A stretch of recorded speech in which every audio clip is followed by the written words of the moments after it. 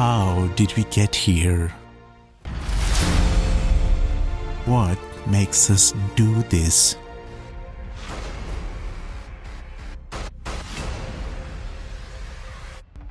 And how are we letting this happen without offering much resistance?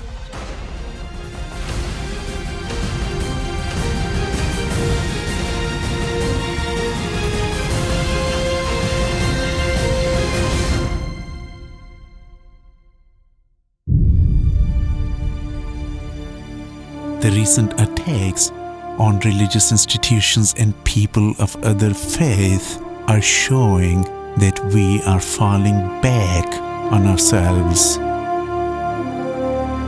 hoping things would improve miraculously instead of trying to tackle this big challenge collectively.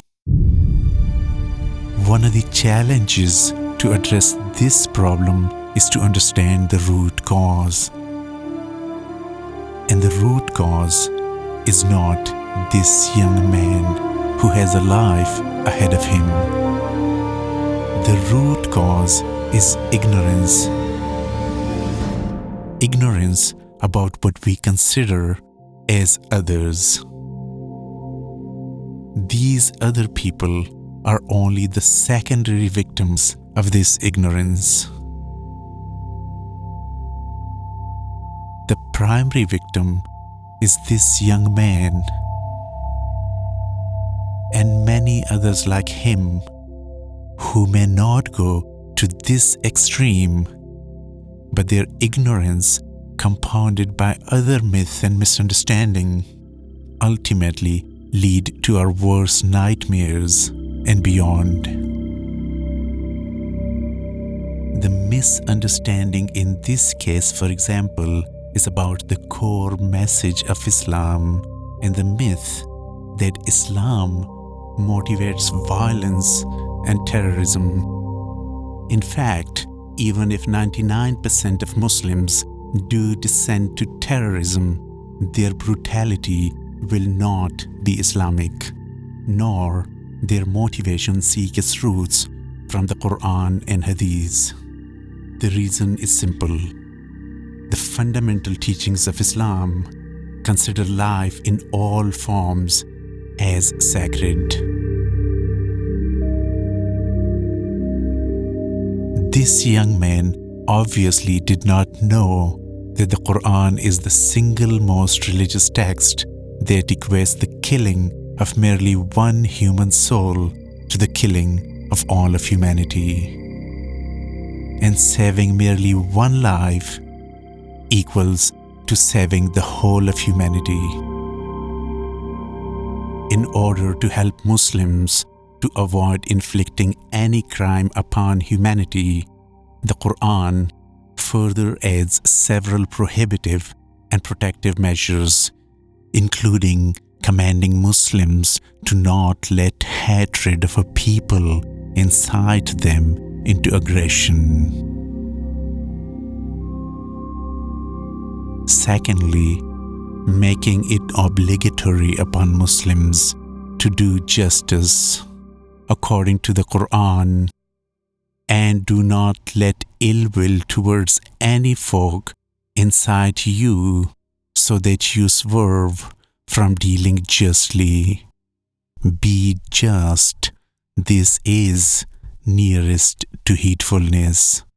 And finally, prohibiting Muslims even from compelling others to see their point of view. Let there be no compulsion in religion.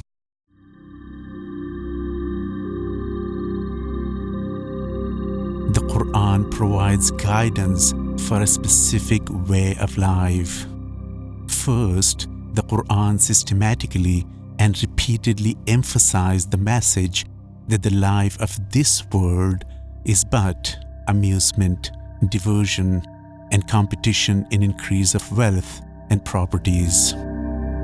By repeating exactly the same message at least 10 times, the Quran closes the doors to even entertaining the idea of pursuing extrinsic goals or harming others for worldly gains.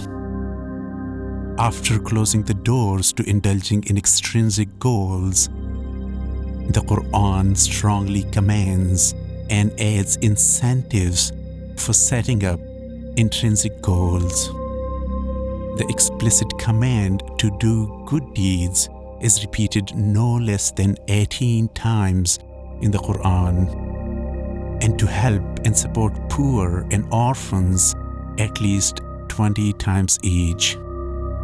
Together, these commands make doing good deeds and serving humanity as the purpose of a believer's life. To help remind this basic purpose of life, Muslims have to recite the first chapter of the Quran at least 34 times in daily prayers, and each time they ask for guidance on the straight path. The importance of staying on the straight path can be assessed from the number of times it is repeated in the Quran, a staggering 43 times in total. The straight path is the way between two extremes. Prophet Muhammad, peace be upon him, is reported to have said, "In all matters, the middlemost is the best choice."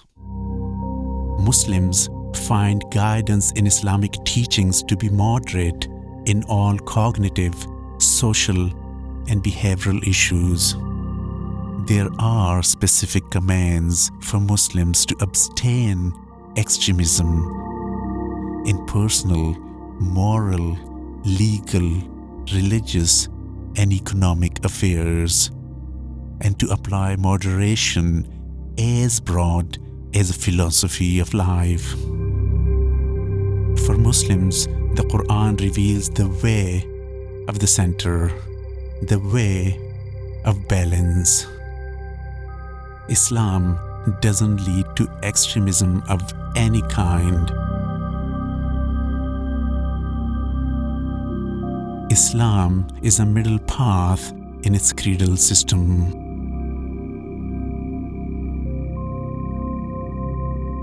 Humans are liable to make mistakes due to weakness, inconsistency, and a high propensity to be influenced by external forces. Muslims, Christians, Jews, or people of any belief for that matter are no exception. Despicable crimes committed by some individuals do not make all Muslims or all Christians or all Jews criminal, or their religious faith responsible for their heinous acts by default. Let's not forget that everyone hurts. Whatever may be our differences in terms of race and religion, what we have in common is our status as sentient human beings, living, breathing, feeling human beings who can experience pain and suffering and humiliation, and who deserve to have our dignity as human beings equally respected. To counter our ignorance, of course, we need to go beyond sound bites and sensationalism. But most importantly, we should treat each other not on the basis of what we are as a result of our genes or the circumstances of our upbringing, but on the basis of what we do, and above all, on the basis of our common decency or not with which we behave toward our fellow human beings. Let's not lose the essence of our humanity.